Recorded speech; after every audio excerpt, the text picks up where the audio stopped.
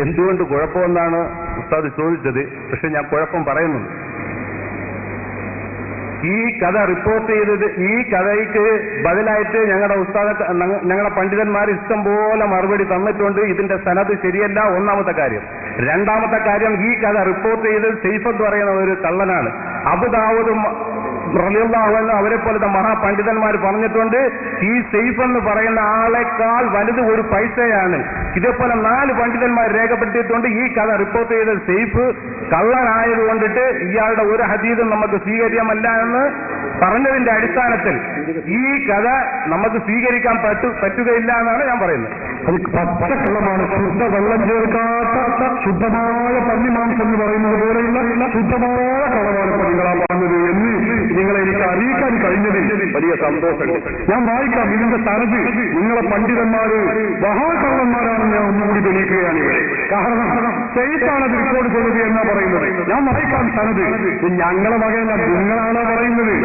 കേട്ടോളി നിങ്ങൾ. അഖ്ബർനാ ഖാല ഹാഫിദ് അബൂ ബക്കർ അൽ ബൈഹഖി ഖാല അഖ്ബർനാ അബൂ നസ്ർ ബിൻ ഖതാദ വഅബൂ ബക്കർ ബിൻ ഫാരിസി ഖാല ഹദ്ദസനാ അബൂ അംർ ബിൻ മത്ർ.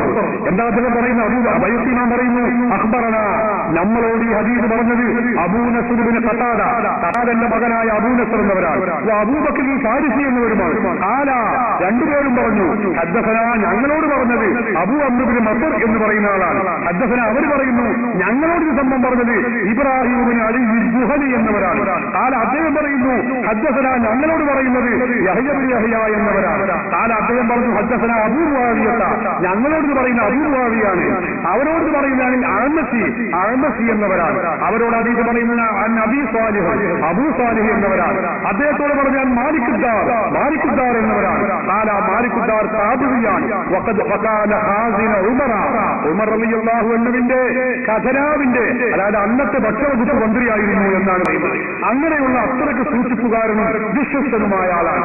അവരാണ് പറയുന്നത് ഖാല അസാബന്നാസ തഹത്തു എന്ന് പറഞ്ഞ സംഭവം പറയുന്നത്. ഇതിലെവിടെ നിങ്ങൾ പറഞ്ഞ സെയ്ഫ് ഒന്ന് കാണിച്ചു തരൂ. നിങ്ങൾക്ക് അറബി വായിക്കാൻ അറിയുമെങ്കിൽ കാണിച്ചു തരൂ. ആ സെയ്ഫിനെ ഒന്ന് പറഞ്ഞു തരൂ. ഒന്ന് പറഞ്ഞു കിതാബ് വായിക്കാൻ തിരികെ തരാം. സെയ്ഫ് എന്ന് പറയുന്ന ആ റിപ്പോർട്ട് ചെയ്ത കിതാബ് എന്റെ വീട്ടിലുണ്ട്. വേണമെങ്കിൽ ഞാൻ വേറെ ഇവിടെ ആരെങ്കിലും ഞാൻ അത് കാണിക്കുന്നതായിരിക്കും. അല്ല, അത് നിങ്ങളുടെ വീട്ടിൽ വേറെ കിതാബ് ഉണ്ടാവോ പലതുണ്ടാവോ എനിക്ക് എതിർപ്പില്ല. പക്ഷെ ഇവിടെ ഞാനിപ്പോ ഈ പറഞ്ഞ സംഭവത്തിന് സെയ്ഫ് ഇല്ലല്ലോ. സെയ്ഫ് ഇല്ലാത്ത, നിങ്ങൾ പറഞ്ഞ സെയ്ഫ് എന്ന് പറയുന്ന ഒരാള് ഇല്ലാത്ത ഒരു പരമ്പരയാണ് പറഞ്ഞത്. എന്നിട്ട് ഹാഫിദ് ഇബ്നു കസീർ പറഞ്ഞു ഇത് ഒരു ദുർബലതയും ഇതിലില്ല, സഹീഹായ പരമ്പരയാകുന്നു എന്ന് അർത്ഥസംഖ്യമില്ലാത്ത വിധം വ്യക്തമായി പറഞ്ഞിട്ടുണ്ട്. നിങ്ങളെ വീട്ടിൽ ഇതിനെപ്പറ്റി നമുക്ക് പിന്നെ പറയാം. ഇതിനെപ്പറ്റി തീരുമാനാക്കാം. അതെന്താ ഇവിടെ എന്ത് തീരുമാനാക്കാൻ? ഇതിനിപ്പോ സെയ്ഫില്ല, പരമ്പര സഹിയുമാണ്. ഇത് സെയ്ഫ് റിപ്പോർട്ട് ചെയ്തതാണെന്നോ 4 പണ്ഡിതന്മാർ എഴുതിയിട്ടുണ്ട്. അതിന്റെ തെളിവ് ഞാൻ കൊടുക്കാമല്ലോ. 4 പണ്ഡിതന്മാർ എഴുതിയതിന് സെയ്ഫ് ഉണ്ടാവാം. ഇതിന് സെയ്ഫ് ഇല്ലല്ലോ. അതാണ് ഞാൻ പറയുന്നത്. ഇതിന് സെയ്ഫ് ഇല്ലെന്ന് പറഞ്ഞാല് ഇതിന്റെ പണ്ഡിതന്മാർ 4 പേര് വേറെ അബൂ ദാവൂദ് പോലത്തെ മഹാപണ്ഡിതന്മാരൊക്കെ റിപ്പോർട്ട് ചെയ്ത് സെയ്ഫ് ആണെന്ന് ഇത് കഥ റിപ്പോർട്ട് ചെയ്തെന്ന് പറഞ്ഞിട്ട് എഴുതിയിരിക്കുമ്പോ പിന്നെ ഇതിലില്ല എന്ന് പറയുന്നത് അങ്ങനെ സെയ്ഫാണ് ഇത് റിപ്പോർട്ട് ചെയ്തത് പറഞ്ഞിട്ടില്ല. സെയ്ഫ് എന്ന് പറയുന്ന ആൾ ഇതിന്റെ റിപ്പോർട്ട് ഇല്ലേ നമ്മൾ എന്താണ് പറ്റും പറഞ്ഞു തരിക. നിങ്ങൾക്ക് തിരിയുന്ന പറയാം. ഒരു വാർത്ത ഞാൻ പറയുകയാണ്.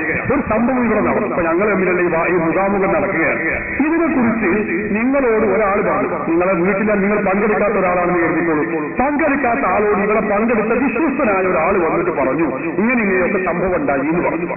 അപ്പോൾ നമ്മൾ അത് അയാൾ വിശ്വസ്തനാണ്, അപ്പോൾ നമുക്കത് ഉൾക്കൊള്ളാൻ കഴിയുന്നു. പങ്കെടുക്കാത്ത വീട്ടിലുള്ള ആൾ കേൾക്കുക. വേറൊരാളുണ്ട് നിങ്ങളോട് മഹാകളവ് പറയുന്ന ഒരാളാണ് കരുതിക്കോളൂ. നിങ്ങൾ അദ്ദേഹം വന്നിട്ട് പറഞ്ഞു ഇങ്ങനെ അവിടെ ഇങ്ങനെയൊക്കെ സംഭവം ഉണ്ടായി. അപ്പൊ നിങ്ങൾ ആ പറഞ്ഞത് കേൾക്കില്ല, ഈ വിശ്വസ്തനായ ആൾ പറഞ്ഞത് കേൾക്കും. അങ്ങനെയല്ലേ നമ്മുടെ ശൈലി? അങ്ങനെയല്ലേ വിശ്വസ്തൻ പറഞ്ഞാൽ നമ്മൾ ഓക്കെ. വിശ്വസ്തനല്ലാത്ത ഒരാൾ ഈ സംഭവം പുറത്തുകൂടെ പറഞ്ഞാൽ നമ്മൾ അനുസരിക്കൂല, അംഗീകരിക്കൂല. ഇതാണല്ലോ ശൈലി. ഇതുപോലെയാണ് ഇപ്പോൾ അദ്ദേഹം പറഞ്ഞത് അനുസരിച്ചാണെങ്കിൽ തന്നെ ഞാൻ വാദത്തിന് വേണ്ടി സമ്മതിക്കുകയാണ്. അങ്ങനെ ആണെങ്കിൽ തന്നെ ഇതിന്റെ സംഭവം അങ്ങനെയാണ്. ഞാൻ ഒരു പരമ്പര പറഞ്ഞു സംഭവം ഉണ്ടായത് ഇങ്ങനെയാണ്. അത് ഇങ്ങനെ വളരെ പരമ്പര സുദീർഘമായ പരമ്പരയിലൂടെ പറഞ്ഞു. അപ്പൊ ഇയാൾ പറയാം അങ്ങനെ അല്ലാത്ത ഒരാളുള്ള വേറൊരു പരമ്പര ഉണ്ട്. ആ പരമ്പര നമ്മൾ എടുക്കണ്ട, ഈ തകരാറില്ലാത്ത പരമ്പര അതിനെന്താ കുഴപ്പം? ഇവിടെ വിശ്വസ്തനായ ആൾ പറഞ്ഞു കേട്ടൂടെ, വിശ്വസ്തനല്ലാത്ത ആൾ അപ്പുറത്തൂടെ ഇങ്ങനെ പറഞ്ഞിട്ടുണ്ട്. ശരി, അതിരിക്കണ്ട, വിശ്വസ്തതയുള്ള ആൾ പറഞ്ഞു നമുക്ക് എടുത്തൂടെ. ആ പരമ്പരയാണ് 15 കിതാബുമാർ, 15 കിതാബ് ഞാൻ ഇവിടെ നിന്നിടത്തുനിന്ന് വായിച്ചു എടുക്കാതെ അതിന് ഒറ്റ ഗുരുവിനെ ചെയ്തില്ല. 15 കിതാബ് ചെയ്തില്ലാത്ത പരമ്പര, ചെയ്തില്ലാത്ത പരമ്പര 15 കിതാബിനെ ഞാൻ വായിച്ചു. നിങ്ങൾക്ക് കാണിക്കാൻ കഴിയുമോ? ഒരൊറ്റ പരമ്പരയിലും ആ ചെയ്ത് നിങ്ങൾ കാണിക്കാൻ കഴിയില്ല. എന്ന് മാത്രമല്ല, അത് ദുർബലമാണെന്ന് തെളിയിക്കാൻ ഒരൊറ്റ വ്യക്തിക്കും കഴിയുകയുമില്ല. 15 പരമ്പര ഞാൻ വായിക്കാം. നിങ്ങൾ കളവ് പറയാൻ നിങ്ങളെ മൗലിമാർ നിങ്ങളെ വളരെ അതിഗാഠമായും വളരെ ആഴത്തിൽ നിങ്ങളെ പറ്റിച്ചിട്ടുണ്ട് എന്നതിന്റെ പ്രകടമായ തെളിവാണ് പാവപ്പെട്ട ഈ മുജാഹിദ് പ്രവർത്തനം ഇപ്പോൾ അനുഭവിച്ചുകൊണ്ടിരിക്കുന്നത് എന്ന് പറയുന്നത് എന്നതിൽ എനിക്ക് ഖേദമുണ്ട്. മുജാഹിദുകളുടെ സ്ഥിരം പരിപാടിയാണ്, സ്ഥിരം തട്ടിപ്പാണിത്. സഹോദരന്മാരെ, നിങ്ങൾ കേൾക്കുക, ഈ ഹദീസ് റിപ്പോർട്ട് ചെയ്തിട്ടുള്ളത് കേവലം ഒരു ഇബ്നു ഹജർ അല്ല, ഇബ്നു കസീർ മാത്രമല്ല, ഇമാം ബുഖാരിയുടെ സഹീഹുൽ ബുഖാരിയുടെ കർത്താവായ ബഹുമാനപ്പെട്ട ഇമാം ബുഖാരി, ആ ഇമാം ബുഖാരി തങ്ങളുടെ ഉസ്താദ് കൂടിയായ ഹാഫിദ് ഇബ്നു അബീ ശൈബ, ഇബ്നു അബീ ശൈബയുടെ ഗുരു ഇബ്നു അബീ ശൈബ എന്ന് പറയുന്ന ഇമാം ബുഖാരിയുടെ ഉസ്താദ്, മഹാനവറുകളുടെ ഗ്രന്ഥം മുസന്നഫ് ഇബ്നു അബീ ശൈബ, അതിന്റെ വാല്യം പേര് നമ്പർ ഞാൻ പറയാം. 7-ാം വാല്യം 482-ാമത്തെ പേജ്. പരമ്പരമാണ് ഞാൻ വായിക്കാം, സമയം വെറുതെ പോകുന്നത് കൊണ്ടാണ്. പേര് നമ്പർ നിങ്ങൾക്ക് എടുത്തെഴുതാം. നിങ്ങൾ ഈ പറഞ്ഞ 4 അല്ല 40 പണ്ഡിതന്മാരോട് നിങ്ങൾ ചോദിച്ചു നോക്കൂ, ഈ പരമ്പര ഞാൻ പറയുന്നത് കളവാണോ അല്ലേ?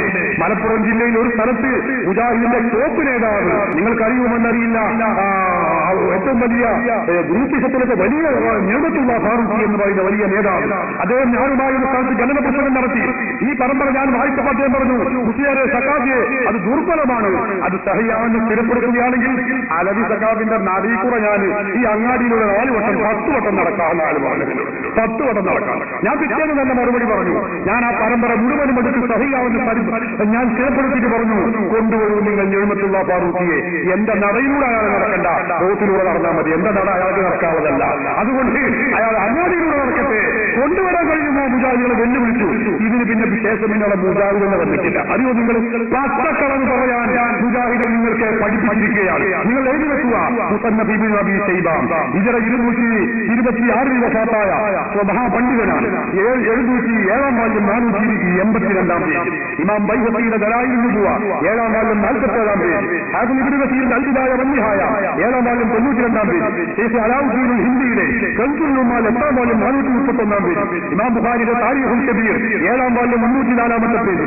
ഇമാം അബൂ ജാഫർ ഇബ്നു ജരീർ തബരിയുടെ താരീഖുൽ നബവി വൽ മുലൂക്ക് 4-ാം വാല്യം 224-ാം പേജ്. ഹാഫിദ് ഇബ്നു ലത്തീഫിന്റെ അൽ കാമിൽ ഫി താരീഖ് 2-ാം വാല്യം 586-ാം പേജ്.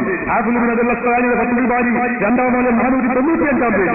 ഹാഫിദ് ഇബ്നു അൽ അസ്ഖലാനിയുടെ അൽ ഇസ്താവ 3-ാം വാല്യം 484-ാം പേജ്. ഹാഫിദ് ഇബ്നു ഹൈതമ 3-ാം വാല്യം 484-ാം പേജ്. ഹാഫിദ് ഇബ്നു അബ്ദുൽ ബറിന്റെ അൽ ഇസ്തിയാബ് 2-ാം വാല്യം 464-ാം പേജ്. ഇമാം തഖീദ് സുബിയുടെ ശിഫാഉൽ സഖാം 174-ാം പേജ്. അല്ലാമ അഹ്മദ് ഖസ്സലാനിയുടെ അൽ മവാഹിബുൽ ലദുനി 8-ാം വാല്യം 77-ാം പേജ്.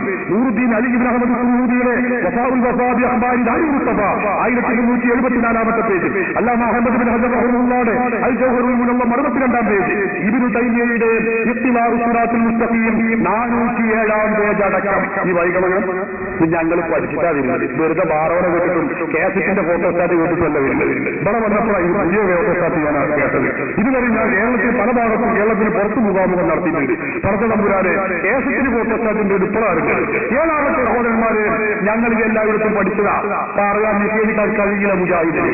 അപ്പൊ ആ ജാതി കഥയൊന്നും ഇവിടെ പറയണ്ട, സ്ഥിരപ്പെട്ട സംഭവമാണിത്. അതുകൊണ്ടാ മൂപ്പർ ആദ്യം തന്നെ പറഞ്ഞത് അത് കിട്ട് പറയണ്ട.